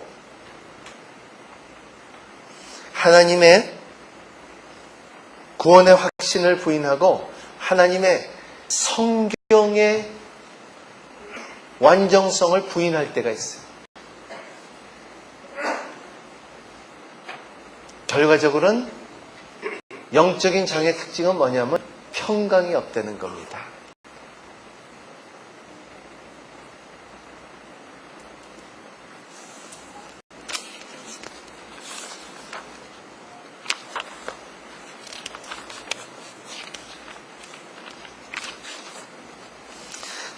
자, 내적 치유에 위한 7단계.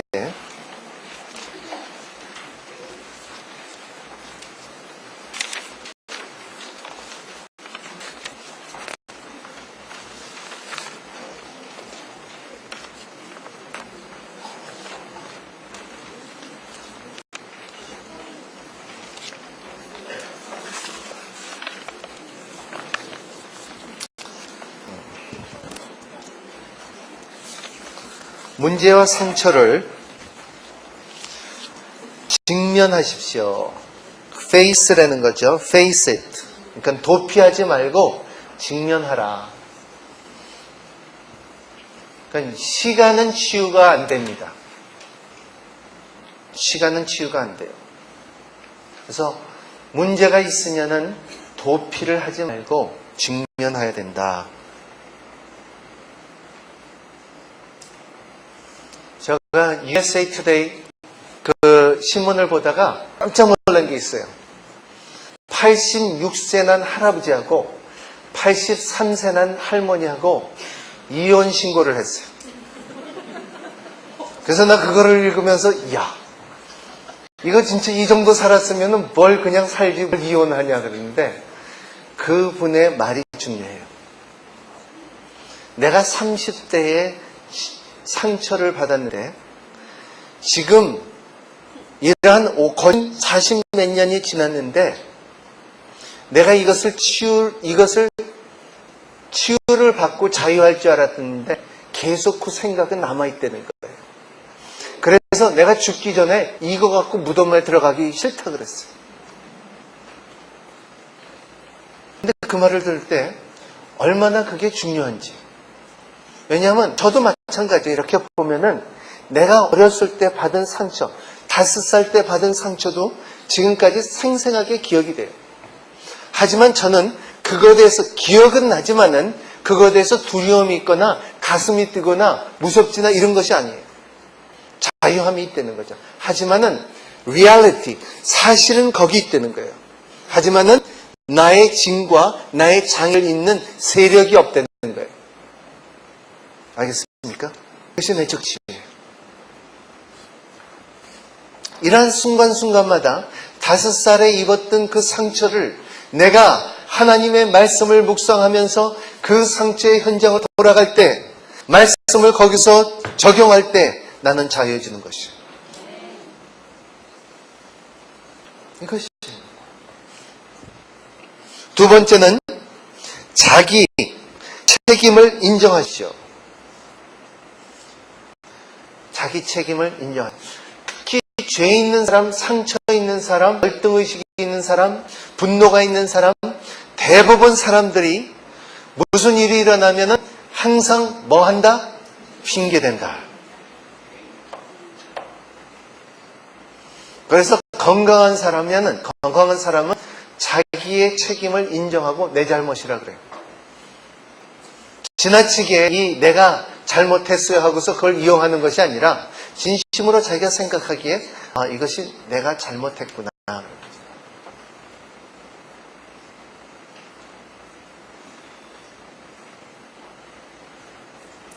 세 번째로는요,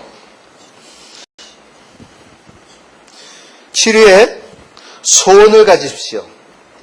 소원을 가지십시오. 어떤 호프를 가지려는 거죠.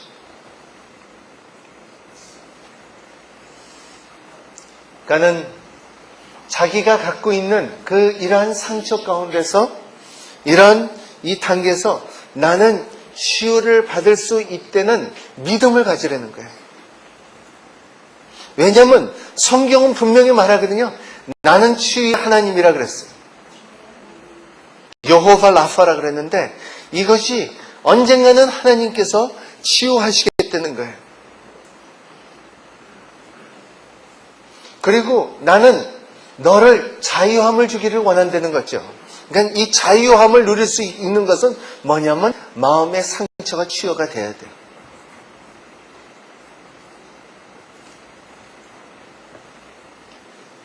네 번째로는 마음의 상처와 관련된 사람들의 용서를 하십시오.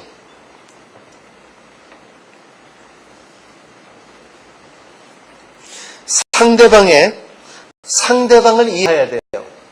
상대방을 이해하지 않으면은 상대방을 이해한다는 것은 용서의 원천이에요. 그렇기 때문에 용서라는 것은 자기가 받은 만큼 용서할 수가 있어요. 여러분들은 하나님으로서부터 큰 용서를 받았습니다. 그렇기에 어떠한 억울함이 있고 분노가 있다 할지라도 용서할 수 있는 능력이에요. 그것이 하나님으로부터 우리는 조건 없는 우리 마땅히 해야 되는 것입니다.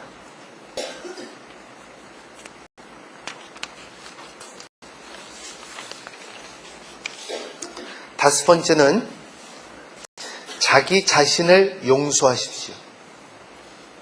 제가 그랬죠? 내적 치유는 하나님과의 관계와 나와 내 안의 관계와 나와 내 환경의 관계가 회복되는 것이다. 그렇죠? 자신을 용서해야 돼요.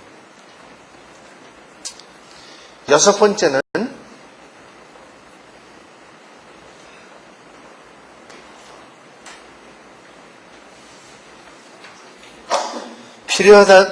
필요하다면은 다른 사람의 도움을 받으십시오.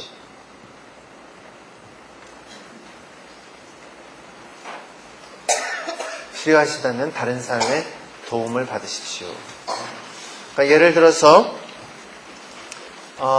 헨리 나운도 도움을 받았고, 그리고 윌로크릭의 빌 하이스 목사님도 도움을 받았습니다.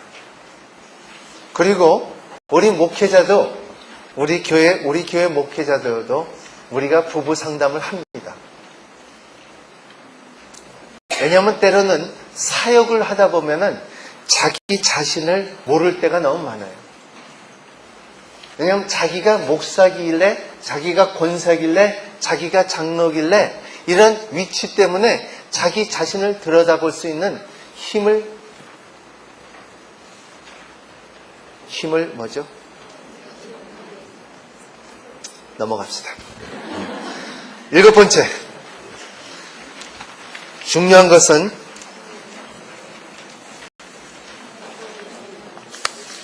성령님의 도우심을 구하십시오.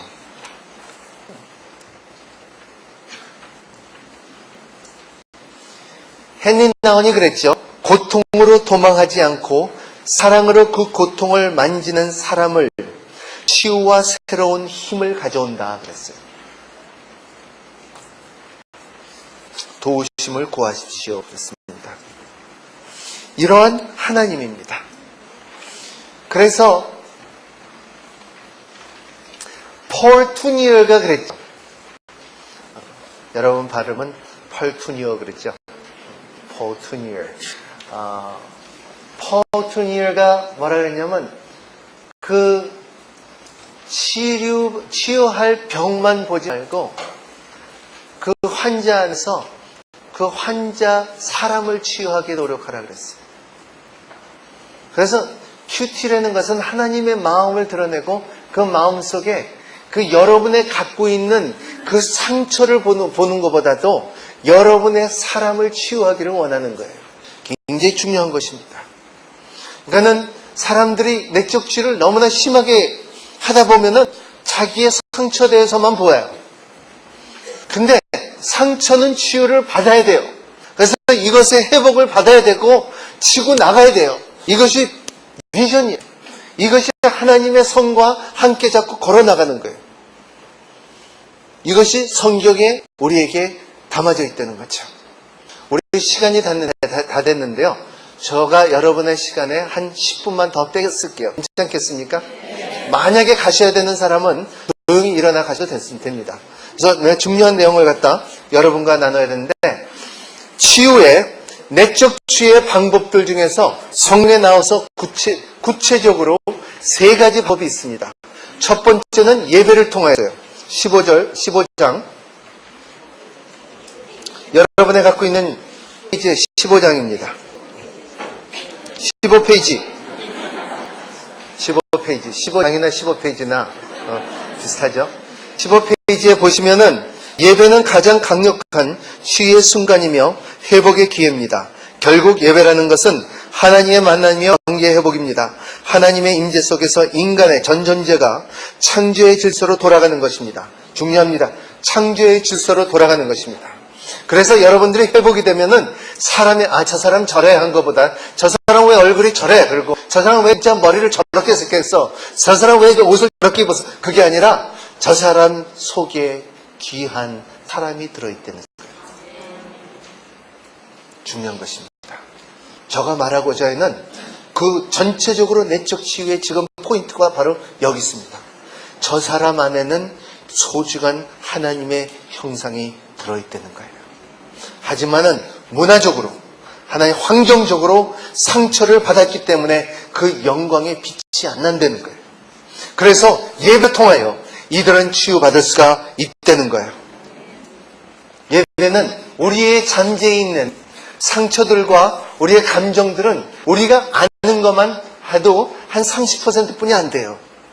우리의 모르고 있는 것들 70%가 넘어요. 그래서 이것을 드러낼 수 있는 힘은 뭐냐면 성령님이고, 이것을 치유할 수 있는 힘은 예배를 드릴 때, 성령님의 인도를 받을 때 우리는 치유를 받는 것입니다. 두 번째로는 십자가입니다.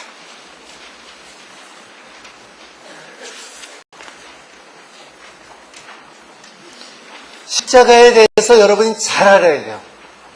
십자가를 모르면은 우리의 믿음도 헛것이고 여러분도 기독교를 전할 수가 없어요. 그러니까 십자가 목사님 왜 진짜 십자가는 예수님이 달려있어요? 왜 십자가는 예수님이 안 달려있어요? 이거보다도 십자가의 능력을 경험해야 돼요. 이것이 중요해요. 가보세요. 십자가에 대해서는 어떤 것이 담아져 있을까요? 십자가를 한번 볼 때는 십자가의 성경에 나오는 말씀으로 통하여 의미하는 것을 우리가 깊이 깨달아야 되는 거죠. 첫 번째는 민수기 21장 8절서부터 9절 누가 읽어주십시오. 제가 읽어드릴게요. 여기는 많으니까요. 민수기 21장 8절서부터 9절 말씀을 보면은 여호와께서 모세에게 이르시되 불뱀을 만들어 장대 위에 달라 물린 자마다 그것을 보면 살리라. 모세가 노뱀을 만들어 장대 위에 다니 뱀에게 물린 자마다 노뱀을 쳐다본 즉 살리라 그랬어요. 이게 광야에선 뱀이 있어요. 당연하게 있어요. 그리고 사람들의 뱀에 물려요. 그렇죠? 뱀에는 뭐가 있어요? 독이 있어요. 그래서 사람들이 죽어요. 독은 뭐죠? 뱀에 있는 독이에요. 그래서 성경은 사단을 뱀으로 상징할 때가 너무 많다는 거죠. 그래서 왜냐하면 그 지독한 독이 있기 때문에. 자, 보세요. 그 사람들이 광야에서 뱀에 물렸을 때 누가 물렸겠어요? 자기가 같이 먹고 자고 살았던 사람, 정을 붙은 사람들이 살았다는 거예요. 자기 부모가 될 수가 있고, 자기 아내가 될 수가 있고, 자기 아들이 될 수가 있고, 자기 딸이 될 수가 있어요. 근데 이 뱀에 물려서 죽었는데 왜 하나님께서는 이 지구촌탄 원수 같은 뱀을 만들어 갖고 달라고 했을 거예요? 왜 독수리가 아니고 비둘기가 아니고 왜 그 다람쥐가 아니고 왜 뱀을, 그 물린 뱀을 만들어 갖고 달라고 그랬을 거예요? 왜냐하면 쳐다보라 그랬어요. 그러면 살리라는 거예요. 그럼 무엇을 상징하냐면요, 여러분의 상처들도 여러분이 지긋지긋해서 보기 싫어해요. 하지만 그것을 다시 보지 않으면 그 상처를 치유받을 수가 없어요. 요한복음, 우리가 잘 아는 요한복음 3장 14절에 보면요, 모세가 광야에서 뱀을 든 것 같이 인자도 불려야 하리라 그랬습니다. 모세가 광야에서 뱀을 든 것 같이 인자가 누굽니까? 예수 그리스도예요. 예수 그리스도가 이 노뱀이 된 거예요. 잘못하면 이단이 되겠는데, 뭐냐면 이건 상징적입니다. 예수 그리스도가 그 지긋지긋한 상처가 대신돼서 그 십자가에 올라갔다는 거예요. 그래서 여러분의 상처와 아픔들을 예수님께서 직접 자기가 지고서 십자가에 올라갔어요. 그래서 이 십자가라는 것은, 능력 있는 것은 누구든지 이 십자가를, 상처를 쳐다보고 이 십자가에 올려놓을 때 우리에게는 살리되는 거예요. 이런 것이 십자가의 능력이라는 거죠. 그래서 갈라디아서 3장에 보면은 예수 그리스도 자체가 자기가 율법이 되고 저주가 돼서 십자가에 달렸다 그랬어요. 그러니까 자기가 우리 대신 저주가 되고 율법이 됐다는 거예요. 그래서 그가 올라가서 십자가에 돌아가셨다는 거예요. 이거를 모르면요, 우리의 삶 가운데 치유의 능력이 없어요. 이것을 증거하는 것은 뭐냐면 말씀이 증거해요. 그래서 이 십자가에서 흐르는 말씀이에요. 그 이사야 53장에 나오는 말씀이 그 그가 찔리면 우리의 허물을 임하며 그가 상하면 우리의 죄악을 임하며 그가 징계를 맞으면 우리가 평화를 누리고 그가 채찍을 맞으므로 우리가 나음을 얻었다 그랬어요. 나음을 얻었던 거예요. 각각 개인마다 이러한 말씀 안에서 십자가를 증거하며 십자가의 능력이 우리 가운데 선포된다는 거예요. 이것을 알면, 진리를 알면은 진리가 너희를 자유케 하리라는 거예요. 이런 것이에요. 이것이 십자가예요. 사람들은 자꾸 이 십자가를 보기 싫어해요. 자꾸 프로그램을 보기를 원하고요. 자기 교회에 보내온 자기 행위를 보기를 원하지만은 하나님께서는 그게 아니라는 거죠. 네가 내 말씀을 갖다 할 때 너의 말씀에는 능력이 있어갖고 너의 진짜 영과 혼과 육을 쪼갤 수 있고 이 선과 죄를 드러날 수 있는 힘이 있다 그랬어요. 이 힘을 드러낼 때 하나님 앞에 용서해 줘야 할 때 십자가를 바라볼 때 우리의 삶의 치유를 받는 거예요. 이것이 내적 치유예요. 이것이 말씀의 능력이에요. 알겠습니까? 이것이에요. 이런 것을 모르면요 우리가 헤매요. 저도 왜 이 사역을 하는지 압니까? 왜냐하면 이 십자가에 비친 자가 돼서 그래요. 저는 말할 수 없는 상처와 아픔과 고통들이 있고 어떨 때는 죽고 싶었을 때도 있었어요.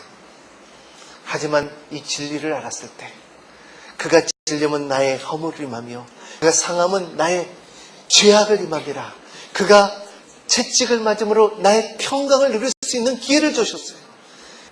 그렇죠? 그리고 채찍을 맞음으로써 나의 징계를 맞음으로써 나에게 평강과 나음을 게끔 하신 우리 하나님의 십자가의 능력이라는 거죠. 여러분 이거를 알아야 돼요. 그리고 경험해야 돼요. 그러면 새롭게 될 거예요. 우리 이 시간 우리 같이 한번 기도하겠습니다.